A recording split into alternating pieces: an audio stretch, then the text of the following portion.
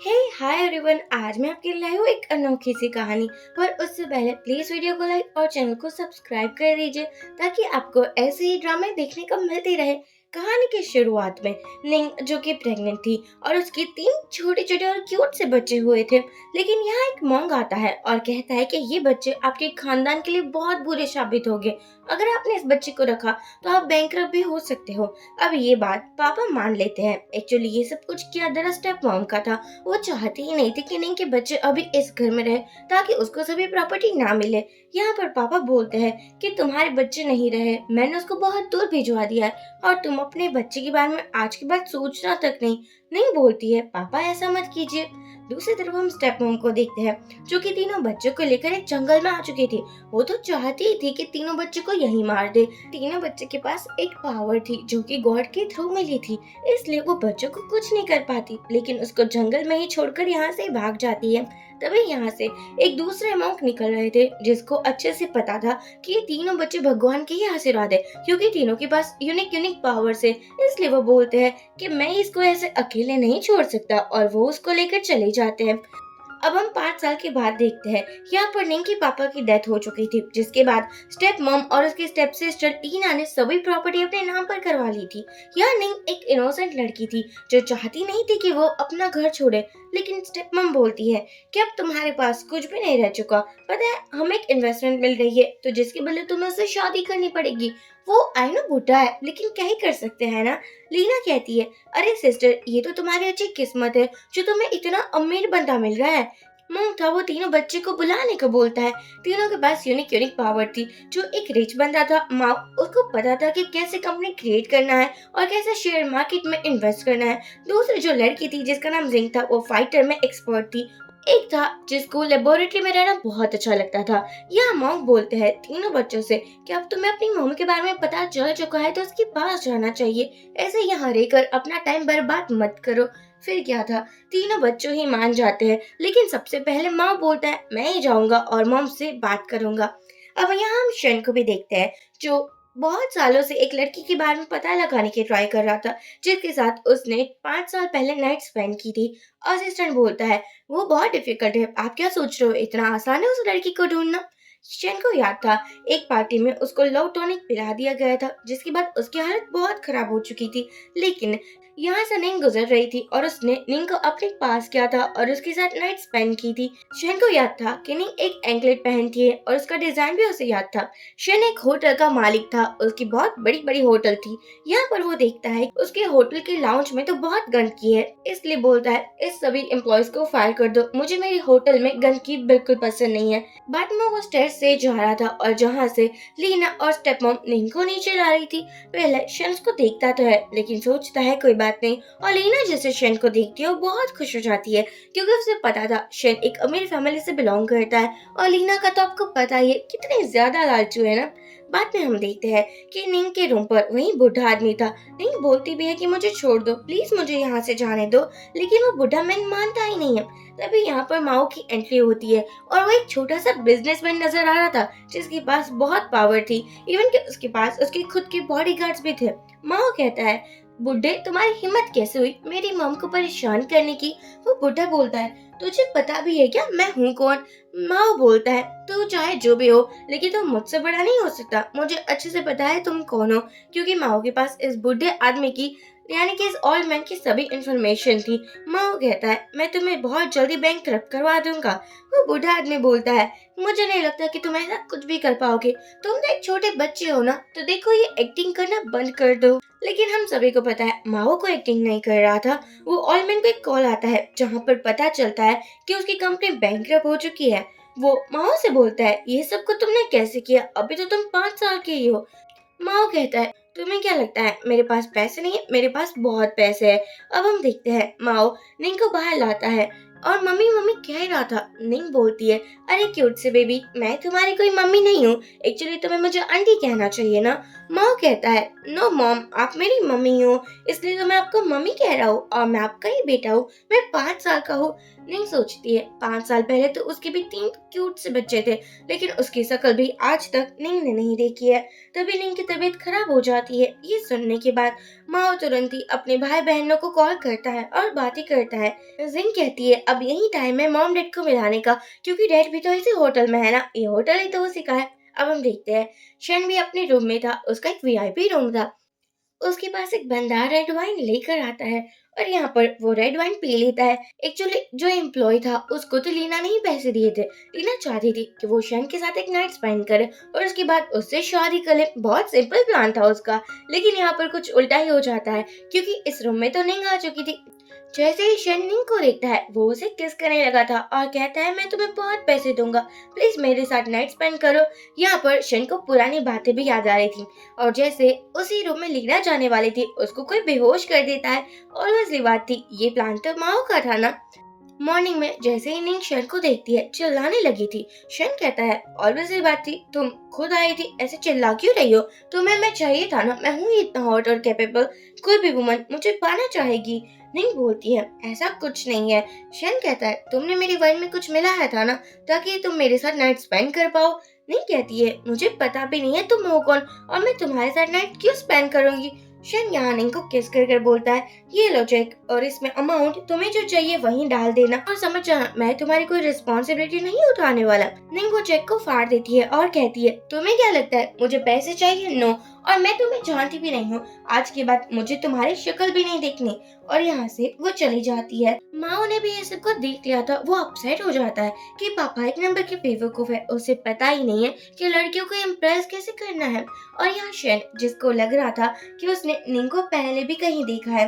अब हम देखते हैं होटल में ग्रैंडमा आ चुकी थी, जिसको पता था कि शन यही मिलेगा क्योंकि वो तो घर में रह ही नहीं रहा है। यहाँ ग्रैंडमा कहती है कि तुम 28 साल के हो चुके हो, अब शादी कब करोगे? अगर बुढ़े होकर शादी करोगे ना तो बच्चे भी नहीं होगे। शन कहता है ओह वो ग्रैंडमा, आप तो पीछे ही पड़ चुकी हो, देखो ऐसा मत करो, मैं शादी कर लूंगा ना एक दिन। ग्रैंडमा कहती है पता नहीं वो दिन कभी आएगा, मैं इतनी ओल्ड हो चुकी हूँ फिर भी शादी नहीं कर रहे हो। यहाँ लीना अपनी मॉम के पास आती है और कहती है कि जब मेरी आँख खुली तो तब मैं होटल के गार्डन पे थी और जिसके पास डस्टबिन भी था, देखो ना मेरी ये हालत निंग नहीं की होगी। स्टेप मॉम कहती है अरे वो सब कुछ छोड़ो, पता है शन ग्रुप में एक बर्थडे पार्टी होने वाली है, वो भी ऑल वुमेन की, तो तुम रेडी हो जाओ। अगर उसने तुम्हें चूज कर लिया ना तो हो सकता है कि तुम्हें शन मिल जाए। सुनकर तो हमारी लीना ऐसे इम्प्रेस होती है ना और शॉपिंग भी करने लगी थी। तभी यहाँ निंग आती है, जिसको देखकर उसको घर से बाहर ही निकाल दिया जाता है। माओ निंग को कहता है मम्मी आपको किसने परेशान किया, चलो मेरे साथ, मेरे पास बहुत पैसे हैं। और वो उसे एक लग्जरियस शॉप में लाता है। निंग बोलती है लेकिन ये सब को तो बहुत एक्सपेंसिव होगा ना, मेरे पास इतने पैसे नहीं है। माओ कहता है जब आपका बेटा मैं हूँ तो आपको पैसे की फिक्र करने की क्या ही जरूरत है, मैं हूँ तो सही आपके पास। और जैसे ही निंग रेडी होकर आती है, माओ उसे देखकर बहुत खुश हो जाता है। रात में बर्थडे पार्टी चल रही होती है, जहाँ स्टेप मॉम ग्रैंड माँ से मिलती है और कहती है कि ये मेरी बेटी लीना है, वो आपको बहुत पसंद करती है क्योंकि आपकी इतनी अच्छी मार्केटिंग स्ट्रेटजी जो है। और यहाँ पर लीना एक गिफ्ट भी लाई थी, खुद भी मस्के लगाने में कोई कसर छोड़ नहीं रही थी। ये सब को देखने के बाद स्टेप मॉम कहती है कि एक्चुअली लीना को ना शन बड़ा पसंद है, अगर हो पाए तो आप शन से बात कर लेना, मैं चाहती हूँ कि ये दोनों ब्लाइंड डेट पर जाए। ये सुनकर लीना तो हंसने लगती है और शर्माने भी लगी थी। यहाँ पर ग्रैंडमा को भी लगता है कि लीना एक अच्छी लड़की है, इसलिए मान जाती है। और तभी यहाँ एंट्री होती है निंग की, जो इतनी एलिगेंट और इतनी क्लासी लग रही थी। सभी लोग उसको देखने लगे थे, इवन की बहुत सारी तारीफें भी करते हैं। ग्रैंडमा पूछती है कि तुम किस फैमिली से हो, तुम तो बहुत बढ़िया दिख रही हो। इवन की ग्रैंडमा को लग रहा था कि ये लड़की बहुत काइंड हार्टेड भी है, लेकिन लीना निंग को देखकर चिल्लाने लगी थी। कहती है कि तुम यहाँ क्या कर रही हो और तुम्हारी यहाँ आने की हिम्मत कैसे हुई? आई होप तुम गिफ्ट तो लाई ही होगी। माओ ने निंग को एक गिफ्ट दिया था जो था जेट कॉम। वो देखकर लीना फिर से मजाक उड़ाने लगी थी कि इतना सस्ता सा तुम गिफ्ट लाई हो, मुझे लगता था थोड़ा महंगा गिफ्ट लाती। तब एक बहुत बड़ा गिफ्ट आता है जिसके अंदर से माओ निकलता है। माओ जैसे ही अपनी ग्रैंड माँ को देखता है वो उसे इम्प्रेस करने लगा था और कहता है मैं आपका क्यूट सा ग्रैंडसन हूँ, जिसको देखकर ग्रैंड माँ सोचती है हाँ हो सकता है क्योंकि बचपन में शन इसी के जैसा दिखता था। यहाँ निंग पूछती है माओ से कि तुम यहाँ क्यों आए हो, तुम मेरे साथ क्यों नहीं आए? माओ कहता है ओफो ये थोड़ी अलग बात है ना। सभी लोग पूछने लगे थे ये किसका बच्चा है? निंग बोलती है ये मेरा बेटा है। स्टेप मॉम कहती है हाँ मुझे पता है, 5 साल पहले तुम प्रेग्नेंट थी ना और तुम्हें तो पता भी नहीं था कि इसका बाप कौन है। कहना पड़ेगा कि तुम बहुत ब्रेव हो चुकी हो, अपने बच्चे को इतने बड़े इवेंट में लेकर आ चुकी हो। नहीं बोलती है, ये मेरा बेटा है, मैं इसे कहीं भी लेकर जा सकती हूँ। मुझे नहीं लगता कि आपको इतनी फिक्र दिखाने की जरूरत है। यहाँ ग्रैंड माँ को पता था कि ये और किसी का नहीं लेकिन शन का ही बेटा है, क्योंकि ऑब्वियसली बात ही दोनों बहुत एक जैसे दिखते थे। तभी यहाँ शन आता है, जिसको देखकर ग्रैंड माँ बोलती है, हो सकता है कि ये तुम्हारा बेटा है, देखो ना तुम जैसा ही दिखता है। लेकिन शन को तो नहीं पर बड़ा गुस्सा आ रहा था। वो कहता है कि वाह क्या बात है, तुम यहाँ भी आ चुकी, अब तुम्हें कितने पैसे चाहिए? वो रात से तुम्हारा मन नहीं भरा क्या? माओ ये देखकर बोलता है, डैडी आप मेरी मॉम को परेशान कर रहे हो, उससे दूर हो, आप बहुत बुरे हो। ग्रैंडमा बोलती है, ये तुम्हारे जैसा ही दिखता है ना, देखो ऐसा मत करो। शन कहता है, लेकिन विदाउट डीएनए टेस्ट मैं ये बात को अग्री नहीं करूंगा। यहाँ पर डीएनए टेस्ट होता है और उसकी रिपोर्ट भी बहुत जल्दी आ चुकी थी जो नेगेटिव थी। ये देखकर शन को तो और भी नींद पर गुस्सा आता है। वो कहता है, मुझे अच्छे से पता है तुम जैसी लड़की ऐसे ट्रिक करती हो और रिच मैन को फंसा लेती हो, लेकिन मैं तुम्हारे जहाँ से मैं आने वाला मैं से नहीं हूँ। ये देखकर निंग को भी गुस्सा आ रहा था। माओ कहता है, डैड आप इतनी बदतमीजी से मेरी मामा के साथ बातें नहीं कर सकते, आपको रिस्पेक्ट के साथ बातें करनी चाहिए। शन कहता है निंग को, लगता है उस रात से तुम्हारा मन नहीं भरा, तो क्यों ना हम एक और रात साथ में गुजार दे, एक वन नाइट स्टैंड और भी हो जाए। और वैसे भी ये बच्चा मेरा नहीं है तो मुझे पापा क्यों कह रहा है?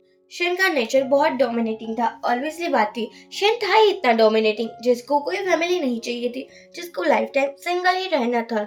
ये देखकर लीना को और भी मजा आ रहा था, क्योंकि वो तो चाहती ही यही थी सबके सामने निंग की इंसल्ट हो जाए। माओ कहता है, अच्छा आंटी आपको ये लगता है क्या, तो आज आपकी कंपनी बैंकरप्ट होकर ही रहेगी, मैं आपकी कंपनी को बैंकरप्ट करूंगा। लीना कहती है, वाह क्या बात है, तुम्हारी मम्मी ने तुम्हें झूठ बोलना भी सिखाया है क्या?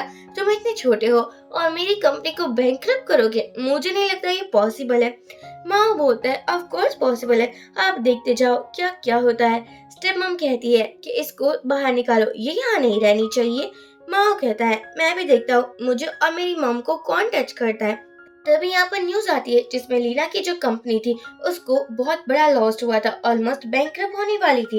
लीना सोचती है ऐसा कैसे हो सकता है, अभी तो उसे बहुत बड़े प्रोजेक्ट्स मिले हैं ना। लीना टोटली पागल ही हो चुकी थी, उसको लग रहा था कि कहीं ये सच तो नहीं है, माओ ने ही तो ये सब कुछ नहीं किया। माओ कहता है, ऑफ कोर्स मैंने किया है। लीना उसके पास आने वाली थी, शन उसे रोककर बोलता है कि तुम ऐसे किसी भी बच्चे को हर्ट नहीं कर सकती।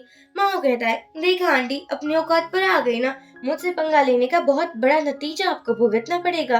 तभी फिर से लीना माओ को थप्पड़ मारने आने वाली थी। शन उसे रोकता है और कहता है कि तुम इतने छोटे बच्चे पर हाथ कैसे उठा सकती हो, लगता है तुम्हें बिल्कुल मैनर्स नहीं है। निंग माओ से कहती है, चलो बेबी हमें यहाँ से चलना चाहिए, और वो जा रही थी उसका एंकलेट वहीं गिर जाता है। यहाँ शन सोचता है, कहीं वही तो लड़की नहीं है जो 6 साल पहले मेरे साथ थी। अब निंग ने अपना घर भी छोड़ दिया था और वो माओ को बोल रही थी, मैं बहुत जल्दी एक अच्छी जॉब करूंगी और तुम्हें एक अच्छी लाइफ दूंगी। ये सुनकर माओ सोचता है, मेरे पास ऑलरेडी अच्छी लाइफ है, मैं बहुत बड़ा बिलियनियर हूँ, लेकिन मैं ये मॉम को कैसे ही बताऊंगा, वो मुझ पर यकीन तो नहीं करेगी, मैं इतना छोटा जो दिखता हूँ और इतना क्यूट भी तो हूँ।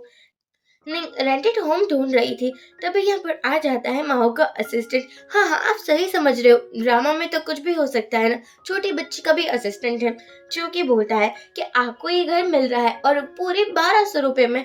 ये सुनकर निंग बोलती है, लेकिन ये तो घर इतना बड़ा है और इतने कम प्राइस में क्यों ही मिल रहा है? असिस्टेंट बोलता है, क्योंकि ये जो घर के ऑनर है ना वो अब्रॉड रहते हैं और उसके पैसे की कोई पड़ी नहीं है, इसलिए तो इतने सस्ते में मिल रहा है।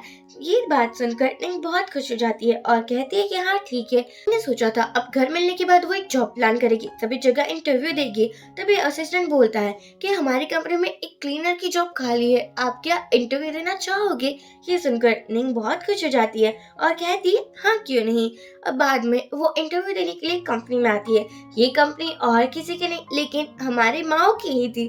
मैंने कहा था ना उसके पास एक मैजिकल पावर है जिसके थ्रू वो बहुत जल्दी रिच बन सकता है और वो सही इन्वेस्टमेंट करता है। वो अपनी मम्मी को देख रहा था। हमारी निंग इंटरव्यू देने के लिए आती है जहाँ पर उसे बहुत रिस्पेक्ट मिल रही थी। इवन कि जो इंटरव्यू लेने वाले थे वो तो निंग को देखकर बहुत डर रहे थे और उसकी बहुत रिस्पेक्ट भी कर रहे थे। निंग कहती है कि मुझे कितनी सैलरी मिलेगी? वो बंदा बोलता है आपको 50,000 मिलेगी। दूसरा कहता है आपको ये पसंद नहीं आई क्या? तो हम 5 लाख पे देने को रेडी है। नहीं सोचती है एक क्लीनर की जॉब पर इतनी ज्यादा सैलरी कौन ही देता है। वो जा रही थी और ग्रीट करती है, तभी वो लोग भी ग्रीट करते हैं। नहीं फिर से ग्रीट करती है, वो लोग भी फिर से ग्रीट करते हैं। ये सुनकर हमारी नहीं कंफ्यूज हो चुकी थी कि पता नहीं ये लोग इतने पोलाइट कैसे हैं। मुझे लगा था कि बहुत कंपनी में रूडनेस होगी, पर यहाँ पर तो सभी एम्प्लॉयज डर चुके थे क्योंकि सभी को पता था कि माओ की मम्मी है। बाहर निकलने के बाद निंग माओ को कॉल करती है और कहती है तुम्हें पता है बेबी, मुझे जॉब मिल चुकी है। अब मैं तुम्हारे लिए सब कुछ करूंगी जो मैं कर सकती हूँ, तुम्हें अच्छे स्कूल में भी भेजूंगी। माओ सोचता है मेरी मम्मी कितनी इनोसेंट है ना। अब हम दूसरी तरफ देखते हैं, लीना की कंपनी बैंकरप्ट तो हो ही चुकी थी, लेकिन उसको तो घर से भी बाहर निकाल दिया जाता है जो उसका मेन हाउस था। लीना सोचती है किसी भी हालत में मुझे अपनी कंपनी और अपने पोजीशन को वापस लेना होगा। स्टेप मॉम कहती है मुझे लगता है कि तुम्हें अपने स्कूल फ्रेंड के साथ बात करनी चाहिए जिसका हस्बैंड शेन ग्रुप में जॉब करता है। हो सकता है कि वो तुम्हारी हेल्प कर सके। यहाँ पर लीना को याद आता है कि उसका तो एक स्कूल रियूनियन पार्टी था, तो वहाँ पर वो बिल्कुल जाएगी और अपनी वो फ्रेंड से बात भी करेगी। अगले दिन हमारी नींद जा रही थी अपने जॉब के लिए। यहाँ पर एक कार आती है जो बहुत लग्जरियस नजर आ रही थी। वो कहती है क्या ये कार मेरे लिए है? यहाँ पर माओ बोलता है ऑफ कोर्स मम्मी, आप ही के लिए और किसके लिए होगी? वैसे ये कंपनी ही प्रोवाइड करती है, आपको अच्छा लगाना। नहीं सोचती है वाह कंपनी तो कितनी पोलाइट है ना। यहाँ पर सभी फ्रेंड्स स्कूल रियूनियन पार्टी के लिए मिले थे, तभी एक बहुत लग्जरियस कार आती है जिसके अंदर से और कोई नहीं लेकिन निंग बाहर आती है। सभी लोग निंग को जानते थे क्योंकि क्लासमेट जो थे सभी लोग बातें करने लगे थे कि इतनी रिच कैसे बन गई। बाद में निंग ने क्लीनर वाले कपड़े पहन लिए थे। यहाँ पर एक एम्प्लॉय था जो निंग को बोलता है कि आपको कोई भी चीज की कमी हो ना आप हमें बिल्कुल बताइएगा, हमें तो कोई भी प्रॉब्लम नहीं है आपकी हेल्प करने के लिए। निंग सोचती है वाह क्या बात है, और वो एक रूम में जाती है जिस प्राइवेट रूम में स्कूल रियूनियन पार्टी चल रही थी। अब यहाँ पर निंग को क्लीनर वाली ड्रेस पर देखकर लीना को बहुत खुशी मिलती है। और इसलिए बात थी वो हमारी निंग से इतना जेलस फील जो करती थी। वो कहती है ओ तुम यहाँ जॉब करती हो क्या? सभी लोग निंग की मजाक उड़ाने लगे थे। निंग कहती है मुझे लगता है मैं गलत रूम में आ चुकी हूँ, मुझे चलना चाहिए। लीना कहती है अरे सिस्टर अगर तुम आ ही चुकी हो तो जाना क्यों है? यहाँ पर एक रिच लड़की थी जिसका नाम वॉन था और जिसका हस्बैंड के पास बहुत सारे पैसे थे, इसलिए वो तो यहाँ बहुत अपनी बढ़ाइयाँ कर रही थी। वो कह रही थी अच्छा तो तुम्हारा हस्बैंड क्या करता है? ऐसा तो नहीं कि वो अभी भी पुअर है, लाइक कि तुम तो पुअर ही थी ना, तुम्हारे पास कभी कुछ भी नहीं था। नहीं बोलती है आपको ऐसा नहीं कहना चाहिए। तभी यहाँ पर वो लड़की का आ जाता है बेटा, जिसको देखकर वो बहुत खुश हो जाती है और कहती है देख लिया ना मेरे बेटे को जो कितना संस्कारी है और कितना आज्ञाकारी भी है। ये सुनकर नहीं सोचती है हाँ मेरा बेटा भी तो ऐसा ही है, मुझे जलन करने की कोई जरूरत नहीं है। अब यहाँ पर वो भी आ चुकी थी सबके साथ लंच करने के लिए। तो वो लड़का बोलता है ये तो क्लीनर आंटी है ना और उसकी कौन ही रिस्पेक्ट करता है। ये सुनकर हमारी नींद को भी बहुत गुस्सा आ रहा था कि लाइक ये क्या ही बात हो गई, अगर क्लीनर है तो रिस्पेक्ट नहीं करेगा। और उसको गुस्सा भी आ रहा था, इससे अच्छा मेरा क्यूट सा माओ ही है।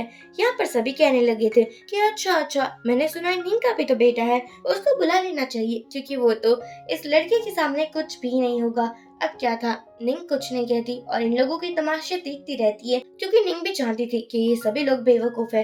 यहाँ पर वो रिच वुमन कहती है कि तुम्हें पता ही होगा ना मेरा हस्बैंड और मेरे चिल्ड्रन कितने ज्यादा रिच लाइफ बिताते हैं।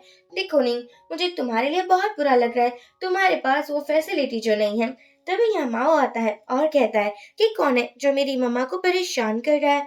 यहाँ पर वो लड़की देखती है कि माओ ने भी वही ड्रेस पहना हुआ है। एक्चुअली जो सूट पहना हुआ था वो बहुत एक्सपेंसिव था, इसलिए वो सोचती है हो सकता है कि किसी रिच फैमिली से आया होगा। माँ को बोलती है तुम यहाँ कैसे आए, तुम्हें मुझे बताना था ना। तभी यहाँ पर वो लड़की आती है और कहती है कि तुम्हें इससे दूर रहना चाहिए, ये किसी रिच फैमिली का बेटा नजर आता है। माँ बोलता है आपकी हिम्मत कैसे हुई मेरी मम्मा के साथ बदतमीजी करने की? वो लड़की बोलती है अरे ये तो क्लीनर है और तुम उसके बेटे कैसे हो सकते हो? तुमने तो 3 मिलियन का ही सूट पहना हुआ है जो कि एक रशियन डिजाइनर ने डिजाइन किया हुआ है। माँ कहता है ऑफ कोर्स मैंने पहना हुआ है। तभी उस रिच लड़की का यहाँ बेटा आ जाता है और कहता है मॉम आप क्या सोच रहे हो, ऑब्वियसली बात है ये फेक ही होगा ना। ये सुनकर वो लड़की भी कहती है हाँ हो सकता है कि ये फेक ही होगा। क्योंकि तुम्हारा ड्रेस तो कितना अच्छा है ना, और इस लड़की का ड्रेस एकदम ऑर्डिनरी नजर आता है। माओ कहता है, आपको इसकी समझ नहीं होगी क्योंकि मैंने इस ड्रेस को पर्सनली डिजाइन करवाया है। हो सकता है कि आप इतने पुअर हो कि आपको पता ही ना हो। यहाँ पर उस रिच वुमन को बहुत गुस्सा आ जाता है। उसने तो निंग को पकड़ लिया था। ये देखकर माओ को बहुत गुस्सा आता है और वो अपने सभी बॉडीगार्ड्स को बुलाती है, लेकिन अभी भी वो रिच वुमन थी जो यकीन करने का नाम ही नहीं ले रही थी और कह रही थी, क्या बात है, तुम अच्छी एक्टिंग कर लेते हो, लगता है ये सब कुछ भी तुम्हारी मॉम ने ही सिखाया है। माओ कहता है, मेरी मॉम ने तो मुझे बहुत अच्छा सिखाया है, लेकिन आपका पता नहीं। तभी यहाँ होटल का मैनेजर आता है। वो रिच लड़की कहने लगी थी, देखो ना, यहाँ पर ये लोग हमें परेशान कर रहे हैं। वो मैनेजर बोलता है, कौन है जो आपको परेशान कर रहा है? और जैसे ही वो माओ को देखता है, वो लड़की को एक तमाचा लगाकर बोलता है, आपको पता भी है ये है कौन? आपने जो मिसबिहेव किया है ना, उसके बाद आपको क्या नतीजा भुगतने को मिलेगा? लेकिन सभी लोग उस मैनेजर की भी बात मान नहीं रहे थे। अब हम देखते हैं शन को, जिसके पास असिस्टेंट आता है और वो डीएनए टेस्ट की रिपोर्ट लेकर आया था। वो कहता है कि ये रिपोर्ट पॉजिटिव आई है। मुझे लगता है उस टाइम किसी ने रिपोर्ट को बदल दिया होगा। ये सुनकर शन कहता है, कहाँ है निंग, अभी अभी पता लगाओ। असिस्टेंट बोलता है, एक्चुअली निंग अपनी स्कूल रियूनियन पार्टी में और लगता है उसे कोई परेशान कर रहा है। अब क्या था, शन के अंदर का वो पॉजिटिव हस्बैंड वाला जो मोड था वो ऑन हो जाता है। यहाँ वो रिच लड़की हमारी निंग को बहुत परेशान कर रही थी और ये देखकर माओ को बहुत ज्यादा गुस्सा आ रहा था, लेकिन उसको भी पकड़ लिया गया था। तभी यहाँ शन आता है, जिसको देखकर हमारा माओ बहुत खुश हो जाता है। उसको पता जो था कि अब उसके पापा आ चुके हैं जो उसको और उसकी मम्मी को बचा लेंगे। लेकिन लीना ये देखकर बहुत परेशान हो जाती है, क्योंकि उसे ऐसा लग रहा था कि अगर शन ने देख लिया कि वो किसी को परेशान कर रही है तो शन कभी भी उसे लाइक नहीं करेगा। यहाँ वो रिच लड़की बोलती है, अच्छा ये तुम्हारा हस्बैंड है क्या? लगता है बहुत पुअर है, कहाँ जॉब करता है? नहीं कहती है, शन ग्रुप में जॉब करता है। वो सुनकर वो लड़की बोलती है, अच्छा अच्छा, लगता है एक इंटर्न की ही जॉब करता होगा। और वो तो शन को देखकर कहती है, तुम दिखते तो बहुत अच्छे हो। शन कहता है, मुझे अच्छा नहीं लगता मेरी वाइफ के अलावा और कोई भी मुझे टच करे। यहाँ पर माओ बोलता है, अरे आंटी, मेरे डैड सीईओ है, आपको समझ नहीं आ रहा क्या? ये सुनकर वो रिच वुमन अभी भी नहीं मानती और बोलती है, ऐसा हो ही नहीं सकता, मेरे हस्बैंड बहुत बड़ी पोस्ट पर है, लेकिन उसने तो आज तक कभी नहीं बताया कि सीईओ बहुत हैंडसम है। उसने तो सीईओ के बारे में बात ही नहीं की है। ये सुनकर शन को और भी गुस्सा आ रहा था। वो कहता है, क्यों ना तुम अपने हस्बैंड को यहीं पर बुला लो, तो हम भी देखते हैं ना कि वो कितनी बड़ी पोस्ट पर है और उसकी सैलरी कितनी ज्यादा है। अब क्या था, वो लड़की अपने हस्बैंड को कॉल करती है और कहती है कि आप यहाँ जल्दी आ जाओ। हस्बैंड भी आ चुका था। वो लड़की एक्टिंग करने लगी थी, देखो ना अभी मेरे बेटे को कितनी लगी हुई है। ये लड़की और ये पूरी फैमिली मुझे परेशान कर रही थी। ये सुनकर हस्बैंड कहता है, ऐसा कोई कैसे कर सकता है, और वो भी मेरी वाइफ के साथ? मैं उन लोगों को नहीं छोड़ने वाला। यहाँ शेन कहता है, अच्छा तुम हो जिसके बारे में बातें हो रही थी? वो रिच लड़की बोलती है, ऑफ कोर्स यही मेरे हस्बैंड, पता है इसकी सैलरी कितनी है? और तुम जैसे क्लीनर वाली फैमिली को मेरे हस्बैंड चुटकियों में मिसल सकते हैं? ये सुनने के बाद यहाँ पर माओ को लग रहा था, ये क्या ही बकवास कर रहा है। शेन कहता है, आप बहुत ज्यादा ग्रेट हो, मुझे नहीं पता था कि आप जैसे एम्प्लॉयज मेरी कंपनी में भी है। वो अपने असिस्टेंट को कॉल करता है और कहता है कि इसको फायर कर दो, लेकिन अभी भी ये लोग यकीन नहीं कर रहे थे कि शन ही प्रेसिडेंट है। इन लोगों को लग रहा था कि कुछ भी ये लोग बोल रहे हैं। एक्चुअली ये जो बंदा था एक क्लब को ऑन करता था, जिसके साथ शन की होटल भी काम करती थी, इसलिए तो ये बहुत कॉन्फिडेंट नजर आ रहे थे। माओ कहता है, अब तो आप गए, मेरे पापा से पंगा जो लिया है आप लोगों ने। अभी भी इन लोगों का एटीट्यूड बदला तो बिल्कुल नहीं था। तभी उस बंदे को कॉल आता है और पता चलता है कि उसको फायर कर दिया गया है। अब यहाँ पर तो वो बंदा माफी मांगने लगा था और कहता है कि मुझे माफ कर दो, मुझे नहीं पता था कि आप ही प्रेसिडेंट हो। ये सुनकर शन को तो हंसी ही आ रही थी कि देखो पहले कैसे अपना एटीट्यूड झाड़ रहा था और अब कैसे मासूम सा बन रहा है। इवन कि वो हस्बैंड अपनी वाइफ को भी बोलता है, चलो माफी मांगो क्योंकि हमें बहुत बड़ा लॉस हुआ है। अब क्या था, वो लड़की हमारी नींद से माफिया मांगने लगी थी, खुद को ही मारकर बोलती है, देखो बहन प्लीज मुझे माफ कर दो, हम तो पुराने फ्रेंड्स है ना और क्लासमेट भी थे, तो आप मुझे माफ कर दोगी ना? ये सुनकर नहीं कहती है, बिल्कुल नहीं। और माओ कहता है, आपको क्या लगता है मेरी मम्मी इतनी काइंड है क्या? आई नो काइंड है, लेकिन वो मेरे लिए यही है, आप यहाँ से निकल जाइए। शन भी सभी को कहता है कि यहाँ से निकलो। अब क्या था, हमारे निंग और माओ भी जाने ही वाले थे। शन कहता है, मैंने तुम्हें जाने को नहीं कहा है। निंग कहती है, तुम चाहते क्या हो हमसे? शन वो एंकलेट दिखाकर बोलता है, तुम ही वो लड़की थी ना जो 5 साल मेरे साथ थी उस रात? और बाद में अभी 5 साल के बाद भी तुम मेरे साथ ही थी होटल रूम में। तुम चाहती क्या हो? क्या मेरी एबिलिटी तुम्हें इतनी पसंद आ चुकी है? निंग बोलती है, अपनी बकवास बंद करो। तुम मेरे बेटे के बाप हो, इसलिए मैं तुम्हें कुछ नहीं कह रही हूँ, इसलिए ज्यादा मत बकवास किया करो। यहाँ पर तो शन निंग को बहुत क्लोज करता है और अब तक तो माँ भी भाग ही चुका था। सोच रहा था कि मॉम डैड के मैटर में मैं कबाब में हड्डी नहीं बनना चाहता। निंग बोलती है, वो बेटा मेरा है, इसलिए मेरे साथ ही रहेगा और तुम सिर्फ मेरे बेटे के फादर हो और कुछ भी नहीं हो तुम। शन को ये सुनकर बहुत गुस्सा आता है कि उसकी वाइफ उसे अटेंशन क्यों नहीं दे रही है और वो कहता है, ऐसे कैसे तुम कह सकती हो? तुम्हें थोड़ा पोलाइटली मुझसे बात करना चाहिए। निंग कहती है, मैं कोई पोलाइटली तुमसे बात नहीं करूंगी। और यहाँ पर इन दोनों की लड़ाई लीना ने भी देख ली थी। लीना सोचती है, शादी तो शन से मैं ही करूंगी, उसे किसी और का होने नहीं दूंगी। बाद में निंग सफाई कर रही थी, अपनी जॉब कर रही थी। वो माँ को कहती है, जैसे ही मम्मी फ्री हो जाती है तुम्हारे लिए अच्छा अच्छा खाना बनाएगी। यहाँ पर माओ सोचता है, मेरी मम्मी कितनी मेहनत कर रही है। और वो अपनी बहन को कहता है कि अब क्या करना है, पापा में तो बिल्कुल अक्ल नहीं है।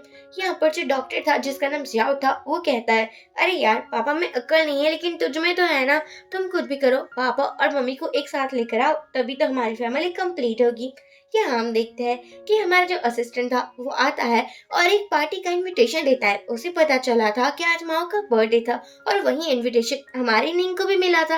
निंग सोचती है, अच्छा माओ का बर्थडे है, मुझे लगता है हमें अच्छे से सेलिब्रेट करना चाहिए। वो रेडी होकर वहीं होटल में पहुंच जाती है जहाँ पर शन भी था। निंग कहती है, ये कमीना यहाँ क्या कर रहा है? और यही रिएक्शन शन का भी था। शन को लग रहा था कि निंग उसको अट्रैक्ट करने की ट्राई कर रही है और वो कहता है कि चलो, मुझे लगता है कि तुम बच्चे का यूज कर कर मुझे अपना बनाना चाहती हो। निंग बोलती है, मुझे तुम्हें कोई इंटरेस्ट नहीं है, ये बात मुझे कितनी बार समझानी पड़ेगी तुम्हें? शन कहता है, समझाने की जरूरत नहीं है, मैं खुद समझ चुका हूँ कि तुम मेरे पीछे पागल हो रही हो। उस रात मैंने जो तुम्हें सेटिस्फाई किया था उसको लेकर तुम कुछ ज्यादा ही क्रेजी हो चुकी हो ना। आई नो, मैं हूँ इतना कैपेबल। निंग कहती है, छोड़ो मुझे। लेकिन शन ने तो निंग को और भी अपनी क्लोज कर लिया था और वो उसे किस भी कर देता है। निंग कहती है, तुमने मुझे किस कैसे कर लिया? शन कहता है, और इस दी तुम मेरे बच्चे की मदर हो तो मैं किस कैसे ना करूं? और वो तो ब्लश भी कर रहा था। बाहर हमारी निंग आ जाती है और वो बहुत गुस्से में थी। तभी उसको कोई पकड़ लेता है। ये सब कुछ प्लानिंग के पीछे और कोई नहीं लेकिन लीना ही थी। नहीं देखती है, यहाँ तो उसका बेटा माओ भी था। माओ सोचता है, मॉम ये मेरी ही गलती है, मैं इतना स्मार्ट जो नहीं हूँ, मुझे पता नहीं चला कि साथ में बॉडीगार्ड्स लेकर जाने चाहिए थे। नहीं कहती है, कोई बात नहीं, लेकिन हमें पता लगाना होगा ना यहाँ से बाहर कैसे निकले। तभी वो बंदा आता है। नींद क्या था, मासूम सी बातें करने लगी थी, कहने लगी थी, तुम्हें कितने पैसे चाहिए तुम मुझे बताओ, मैं तुम्हें बहुत सारे पैसे दूंगी, और प्लीज हमें यहाँ से जाने दो। वो बंदा बोलता है, लेकिन तुम इतनी खूबसूरत हो, मेरा तो दिल ही आ चुका है तुम पर। नहीं कहती है, देखो मुझे लगता है तुम्हें मुझसे दूर ही रहना चाहिए, वरना तुम्हारे लिए ये बात बिल्कुल सही नहीं होगी। माँ कहता है, मेरी मम्मी से दूर ही रहना। तभी यहाँ पर उस और मैन को कॉल आता है। वो नीचे आता है जहाँ पर लीना थी। वो बंदा लीना को बोलता है, देखो मुझे और पैसे चाहिए, मुझे पता है कि इसके बदले सन के साथ शादी करने वाली हो जो बहुत रिच है, तो मुझे भी पैसे एक्स्ट्रा चाहिए। अगर पैसे नहीं है तो मुझे तुम्हें बड़ी पसंद आ रही हो। लीना कहती है, नहीं नहीं, मैं तुम्हें पैसे ही दूंगी। वो अपनी मम को कॉल करती है और बोलती है कि मॉम प्लीज आप पैसे का इंतजाम करवा देना ना। मॉम पहले मना करती है कि इतने पैसे वेस्ट मत करो, लेकिन बाद में मान जाती है। यहाँ पर हमारी जिंग को भी पता चल चुका था कि उसका मॉम और उसका ब्रदर दोनों ही मुसीबत में है, इसलिए वो अपनी टीम को बोलती है, मुझे किसी भी हाल में अपनी मॉम को बचाना होगा। दूसरी तरफ हम हमारे हीरो शैन को देखते हैं जो कि अपने बच्चे और अपनी वाइफ दोनों के पीछे पागल हो चुका था। लिटरली अपनी वाइफ के पीछे तो ऑब्सेस्ड ही था। वो यहाँ पर शॉपिंग करने के लिए आया था। शॉपिंग मॉल का जो मैनेजर था वो सोचता है, लेकिन शैन की तो शादी ही नहीं हुई है, तो वो शॉपिंग किसके लिए कर रहे हैं? यहाँ शैन एक टॉय शॉप में आता है और माओ के लिए बहुत सारे खिलौने परचेज करता है। और जैसे ही वो एक फैशन स्टोर के पास निकल रहा था, उसे अपनी वाइफ निंग की याद आ जाती है। तभी असिस्टेंट आकर बोलता है कि निंग को किसने पकड़ लिया है और माओ को भी। लीना पैसे लेकर आ चुकी थी और उस बंदे को बोलती है, अब तुम्हें पैसे मिल चुके हैं ना, तो जल्दी से मेरा काम निपटाओ, मुझे वो दोनों ही माँ बेटे इस दुनिया में नहीं चाहिए, फिर तो मैं इजीली शैन के करीब आ पाऊंगी ना। यहाँ बाहर भी बहुत सारे बंदे थे जिसके पास जिंग आती है। अब जिंग इतनी सी छोटी सी थी और इतनी क्यूट भी, कोई यकीन कैसे कर पाएगा कि इतनी बड़ी फाइटर होगी। यहाँ पर वो सभी की पिटाई धुलाई करने के बाद अंदर आती है और उस बंदे की भी बहुत पिटाई कर लेती है। माँ कहता है, अरे मेरी बहना, उसकी पिटाई तो बाद में भी कर सकती सकती है, पहले मुझे और मम्मी को तो छुड़वा दो। यहाँ निंग फिर से कंफ्यूज हो जाती है कि यार ये मुझे मम्मी क्यों कह रही है। जिंग कहती है, मम्मी आपने मुझे पहचाना नहीं क्या? निंग कहती है, हाँ नहीं पहचाना, क्या तुम भी मेरी बेटी हो? निंग को पता था कि उसके 3 बच्चे हुए थे, लेकिन ये नहीं पता था कि वो 3 बच्चे में से लड़के कितने हैं और लड़की कितनी है। यहाँ पर हमारी जिंग बहुत खुश हो जाती है क्योंकि उसकी मम्मी ने उसे एक्सेप्ट जब कर लिया था। लेकिन लीना ने ये नजारा देख लिया था। वो सोचती है अगर शेन को पता चल चुका कि उसके 2 बच्चे हैं तो वो कभी भी लीना को एक्सेप्ट नहीं करेगा और ना ही उसके साथ शादी करेगा। अब क्या था, यहाँ पर लीना आ जाती है और जो हमारी रिंग को मारने वाली थी, तभी माओ कहता है, बहुत हो चुका तुम्हारा, तुम तो पीछे ही पड़ चुकी हो। लाइक कि मेरी मम्मी इतनी क्यूट है, तुम्हें कुछ नहीं कहती, लेकिन फिर भी तुम्हारी शक्ल एकदम घटिया दिख रही है। निंग भी कहती है, देखो मुझे नहीं लगता तुम्हें मुझसे कोई प्रॉब्लम होनी चाहिए, मैंने और मेरे बेटे ने ऐसा भी क्या कर लिया है जो तुम इतनी गिर चुकी हो। लीना बोलती है, क्योंकि मुझे शैन से शादी करनी है और तुम उसकी बच्ची की माँ बन चुकी हो, अब वो मुझसे शादी क्यों ही करेगा। निंग कहती है, अगर तुम्हें वो चाहिए तो तुम ले सकती हो, वैसे भी मुझे शैन में कोई इंटरेस्ट नहीं है। तभी इस एरिया में शैन भी आ चुका था। यहाँ लीना बोलती है, मैंने वो डीएनए टेस्ट की रिपोर्ट बदल दी थी ताकि शैन को पता ही ना चले कि माओ उसी का बेटा है। नहीं बोलती है, ये करने से भी क्या ही फायदा होता, मुझे शेन पसंद नहीं है और उसके साथ भी नहीं रहने वाली, तो तुम ऐसा सब कुछ कर कर खुद की ही जान दांव पर मत डालो। देखो बहन मुझे छोड़ दो। लेकिन यहाँ लीना मानने वालों में से नहीं थी और दोनों बच्चे भी बहुत डर चुके थे। तभी शेन आता है और कहता है कि मुझे लगता है कि तुम मुझसे बहुत प्यार करती हो, तुम इसको छोड़ दो, मैं तुमसे शादी करने को रेडी हूँ। एक्चुअली वो तो लीना को बेवकूफ बनाना चाहता था। यहाँ पर शन निंग को बहुत क्लोज कर बोलता है, प्लीज मुझे ले चलो ना।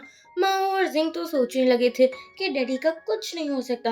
हॉस्पिटल में भी नर्स सैन की ड्रेसिंग करने वाली थी, लेकिन शन बोलता है, मेरी वाइफ ही मुझे टच कर सकती है।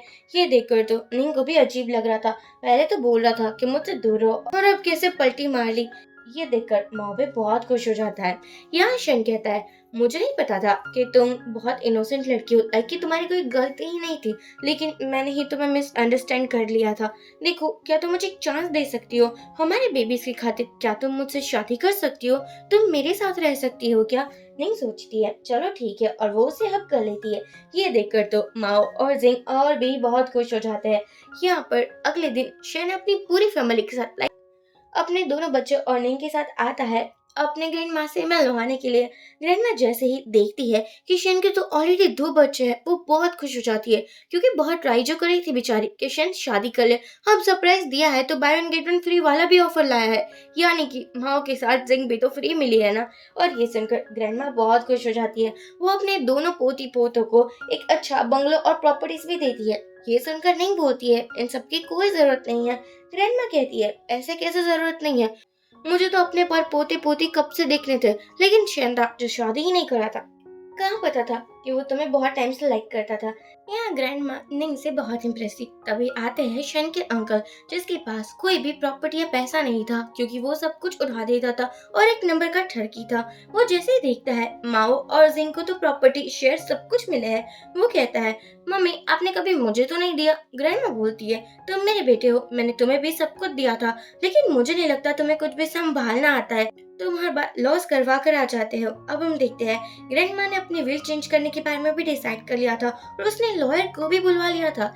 ये बात अंकल ने सुन ली थी। वो आकर बोलते हैं, मॉम आप ऐसा मेरे साथ कैसे कर सकती हो, मुझे भी तो कंपनी चाहिए, मुझे भी तो प्रॉपर्टी चाहिए। ग्रैंड माँ कहती है, हाँ तुम्हारे नाम पर भी मैंने कुछ प्रॉपर्टी वगैरह किया हुआ है, इसलिए ज्यादा मत सोचो। लेकिन यहाँ अंकल का प्लान कुछ और ही था।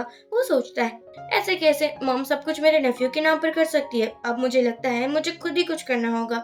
यहाँ पर निंग खाना बना रही थी। ये देखकर जानकर अंकल आता है और कहता है, मेरी मम को ब्लैक बीन सूप बहुत ज्यादा पसंद है। निंग सोचती है क्यों ना वो भी बना ले। तभी शैन पीछे से निंग को हक कर बोलता है कि देखो तुम उस अंकल से दूर रहना, क्योंकि उसका कोई भी गुड इंटेंशन नहीं होता है, इसलिए तुम्हें अच्छे से ही रहना है। निंग बोलती है, अच्छा बाबा जैसा तुम कहो।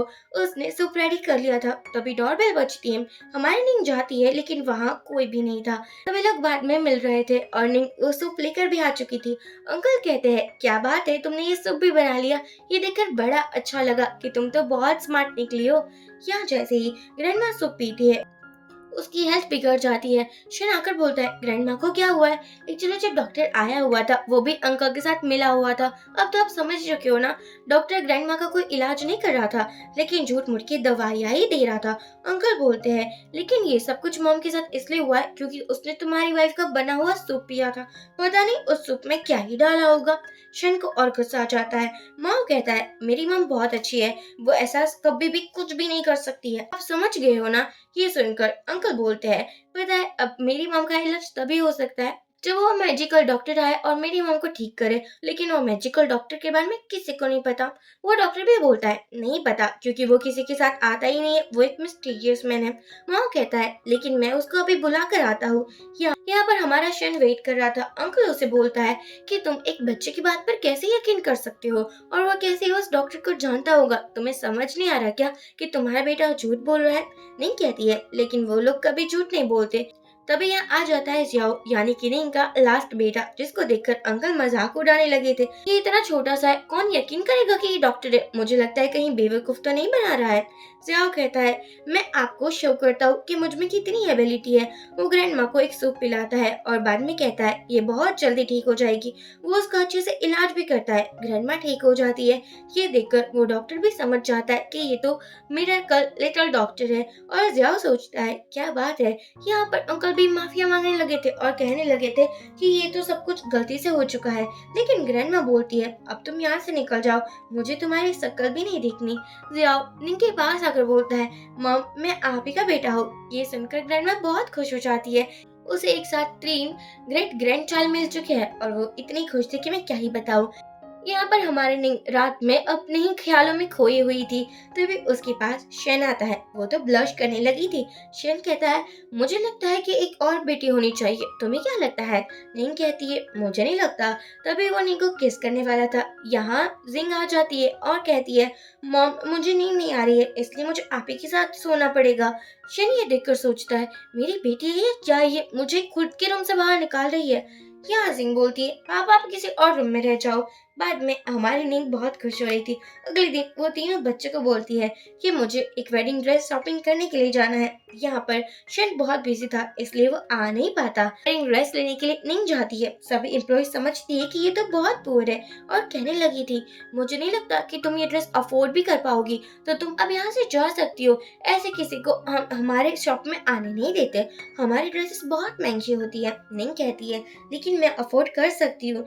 यहाँ पर माओ को पता चल चुका था कि उसकी मॉम को परेशान किया जा रहा है। मैनेजर भी आती है और निंग को कहती है कि तुम यहाँ से निकल जाओ। निंग बोलती है लेकिन मैं शॉपिंग करने के लिए आई हूँ, आप लोग मुझे जाने को कैसे कह सकते हो, ये तो बहुत गलत बात है ना। लेकिन निंग की बातें कोई नहीं सुनता। तभी आ जाता है माओ और वो कहता है आप लोगों की हिम्मत भी कैसे हुई मेरी मॉम को परेशान करने की। उसने तो ये शॉपिंग स्टोर ही खरीद लिया था और कह रहा था कि जितना चाहिए उतना शॉपिंग करो, जो चाहिए वो ले लो मॉम। ये सुनकर हमारी निंग बहुत खुश हो जाती है। रात में जैसे ही शेन आता है तीनों बच्चे बहुत गुस्से में थे। वो कहते हैं पापा आप बिल्कुल मॉम की केयर नहीं करते, आज मॉम को फिर से किसी ने परेशान किया। अगर हम तीनों ना होते तो मॉम का क्या ही होता ना। ये सुनकर शेन कहता है क्या परेशान किया, और वो चला जाता है। जिंग कहती है पापा नहीं ये तो बेवकूफ की दुकान है, पता नहीं क्या ही है ये।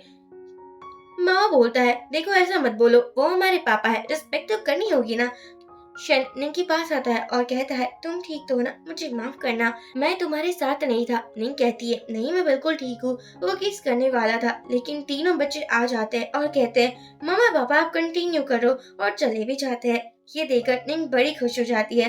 रात में तीनों बच्चे सो रहे थे और रात में तीनों बच्चे अपनी मॉम के साथ थे। शन की यहाँ प्लानिंग चल रही थी। एक्चुअली उसको अंकल के खिलाफ सभी एविडेंस जो मिल चुके थे और वो अंकल को कहता है अब आपको हमारी कंपनी से निकल जाना चाहिए क्योंकि आपने बहुत ज्यादा फ्रॉड किया है और बहुत ज्यादा पैसे अपने पर्सनल अकाउंट में भी ट्रांसफर करवाया है। निंग को एक बिजनेस मीटिंग थी इसलिए वो वहाँ पर जाती है। तो यहाँ आ चुके थे अंकल और वो भी ब्रेड्स वगैरह लेकर। जिंग वो खाने वाली थी लेकिन दोनों भाई उसे इशारा करते हैं और कहते हैं कि ये खाना मत, और जिंग रख देती है। बाद में अंकल फिर से आते हैं जिंग के पास और उसको पकड़ लेते हैं। हमारे नींद शॉपिंग करी थी। जब उसके पास माओ था, माओ कहता है लगता है कुछ हुआ है। वो लोग भी आ जाते हैं। ये सब कुछ करने वाला अंकल था। और ये बात जब शैन को पता चलती है, वो भी आ चुका था और अपने बीवी बच्चों को बचा लेता है और अंकल को वहीं जंगल पर छोड़कर चला भी जाता है। अब क्या था, यहाँ ये लोग एक हैप्पी फैमिली लग रहे थे। दादी ने अंकल को जेल भी भिजवा दिया था। ये सब कुछ निपटने के बाद सभी लोग डिनर कर रहे थे, जहाँ इनको वॉमिटिंग जैसा फील होता है। ये सुनने के बाद जाओ एक लीडर डॉक्टर था। इसका कोई सेंस तो नहीं बनता, लेकिन ड्रामे में कुछ भी हो सकता है। वो निंग को चेक करता है और बोलता है मम्मा आप प्रेग्नेंट हो। ये सुनकर तो हमारे माँ और जिंग भी बहुत खुश हो जाते हैं और कहते हैं क्या बात है, हमारे और भी सिबलिंग्स आने वाले हैं। और सभी लोग बहुत हैप्पी नजर आ रहे थे। इसी के साथ ये ड्रामा एंड हो जाता है। सो फ्रेंड्स, आपको ये ड्रामा कैसा लगा? टू बी ऑनेस्ट, बच्चों के पास एक मैजिकल पावर था। आई नो ये रियल लाइफ में तो पॉसिबल है नहीं, लेकिन ऐसे ड्रामे में तो पॉसिबल हो सकता है ना। मुझे ड्रामा बहुत अच्छा लगा। स्पेशली जो चाइल्ड थे वो इतने क्यूट और इतने स्मार्ट थे, मैं क्या ही बताऊँ। आई नो फ्रेंड्स, मैं बहुत टाइम से रेगुलरली वीडियो अपलोड नहीं कर रही हूँ, लेकिन अब मैं ट्राई करूंगी कि मैं रेगुलरली वीडियो अपलोड करूँ। प्लीज प्लीज वीडियो को लाइक और चैनल को सब्सक्राइब कर दीजिए, ताकि मैं ऐसे ही और न्यू न्यू ड्रामा लेकर आ पाऊँ। वन मोर थिंग, आप मुझे बता दीजिए कि आपको नेक्स्ट ड्रामा किस हिसाब का देखना है, किस टॉपिक का देखना है और कैसा आपको प्लॉट चाहिए। प्लीज आप बताना ना भूले। Thank you for watching.